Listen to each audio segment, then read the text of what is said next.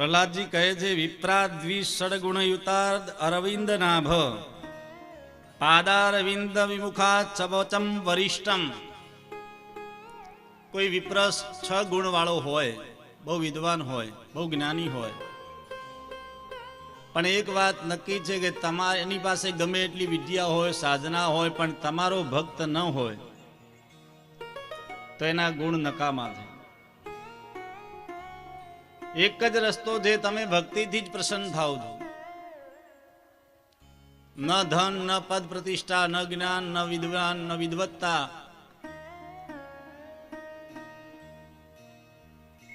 પણ ભગવાન તમે કેવા કૃપાળુ છો. ભગવાને કીધું, મેં શું કૃપા કરી? પ્રહલાદજી કહે છે, હું રાક્ષસ કુળમાં જન્મ્યો છું. મારો જન્મ કેવી જગ્યાએ થયો? ન કોઈ પવિત્રતા, ન કોઈ સાધના, ન કોઈ ભજન, ન કોઈ દાન, છતાં પણ ભગવાન તમે મારી ઉપર પ્રસન્ન થયા છો. ભગવાને કીધું, પ્રહલાદ, આજે હું તારી ઉપર પ્રસન્ન થયો છું ને, તું કોઈ વરદાન માંગ.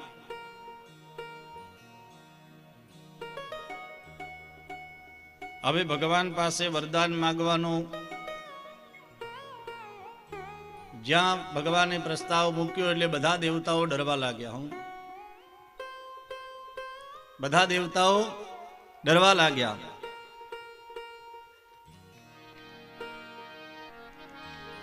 બ્રહ્માજીને થયું કે મારું બ્રહ્મલોક ન માગી લે પ્રહલાદ. ઇન્દ્રને થયું કે મારો તો મારી ગાદીનો થોડો બોલ્ટ ઢીલો છે, થોડી તપસ્યા કરે એટલે તરત ઇન્દ્રાસન માગી લે. મારું ઇન્દ્રાસન ન માગી લે. કંઈક ને કંઈક દેવતાઓ વિચાર કરવા લાગ્યા, પ્રહલાદજી શું માગશે?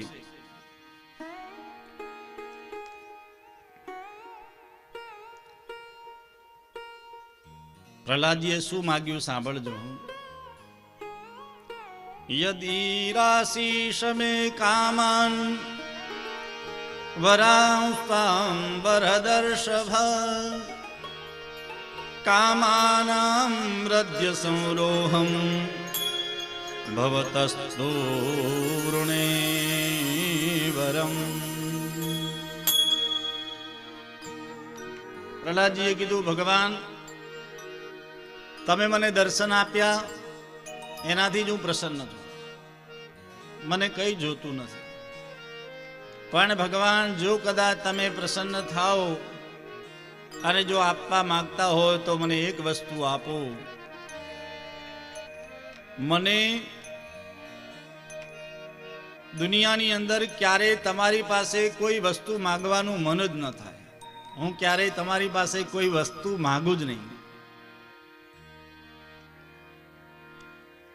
યાદ રાખો, ભગવાન પાસે મેં પહેલા દિવસે પણ વાત કરી હતી, ભગવાન પાસે તમે માગીને તમારી મર્યાદા બાંધો છો.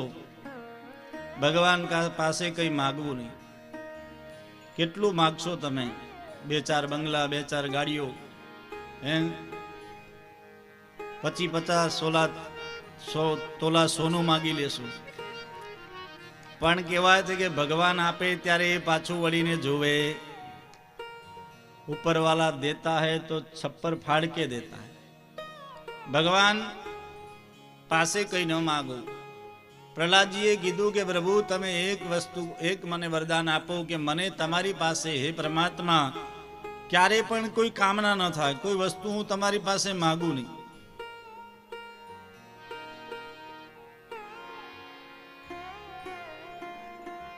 भगवाने कीधुं तथास्तु.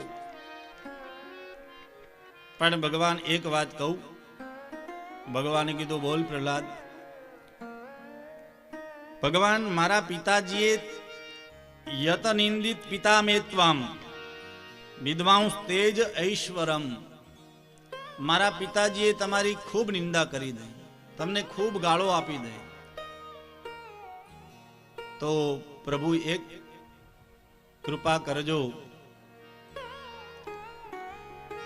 મારા પિતાજીને, હમણાં તમે મારા પિતાનો વધ કર્યો ને, તમે એમને મુક્તિ આપજો. ત્યારે ભગવાન શું કહે છે? ત્રિહી સપ્તભિઃ પિતા પૂત પિતૃભિઃ સહતે નઘ યચ્છાધોસ્ય ગૃહે જાતો ભવાન વૈકુલપાવનઃ.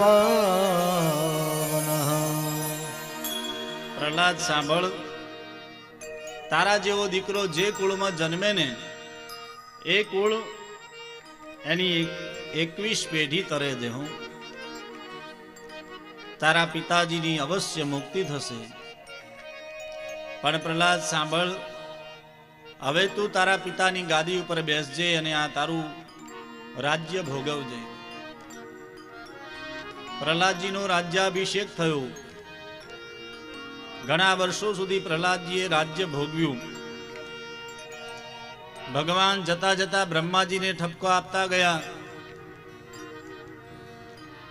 કે દેવ ભક્તોને વરદાન આપવામાં ધ્યાન રાખો, નહીં તો આજે ભક્તો કેવી ભક્તિ કરે.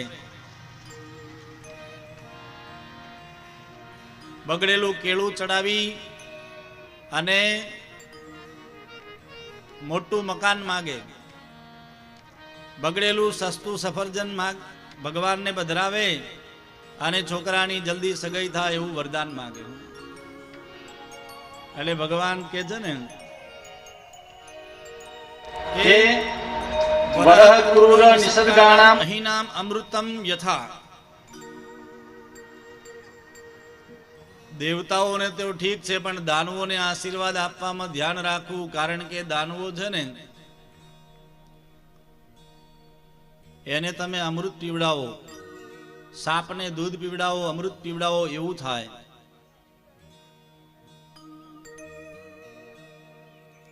પ્રહલાદજીનો રાજ્યાભિષેક થયો. એકવાર પ્રહલાદજી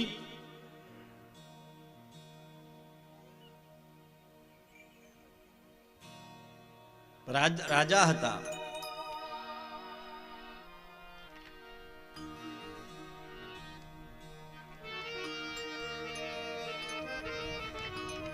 પણ રાજા વિહાર કરવા માટે નીકળ્યા વનમાં.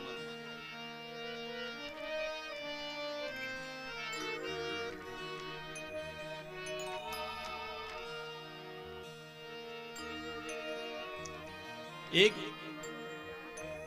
ગાઢ વનની અંદર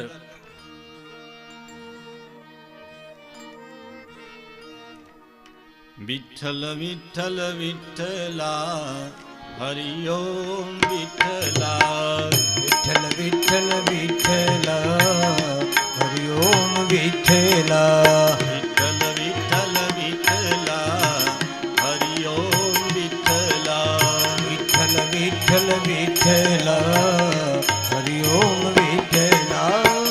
કોણે કોણે દીઠેલા હરિ ઓમ વિઠ્ઠલા, કોણે કોણે દીઠેલા હરિ ઓમ વિઠ્ઠલા, એ કોણે કોણે દીઠેલા હરિ ઓમ વિઠ્ઠલા. નરસૈયાએ દીઠેલા હરિ ઓમ વિઠ્ઠલા, નરસૈયાએ દીઠેલા હરિ ઓમ વિઠ્ઠલા. વિઠ્ઠલ વિઠ્ઠલ વિઠ્ઠલા હરિ ઓમ વિઠ્ઠલા, વિઠ્ઠલ વિઠ્ઠલ વિઠ્ઠલા હરિ ઓમ વિઠ્ઠલા. મીરાબાઈએ દીઠેલા હરિ ઓમ વિઠ્ઠલા, મીરાબાઈએ દીઠેલા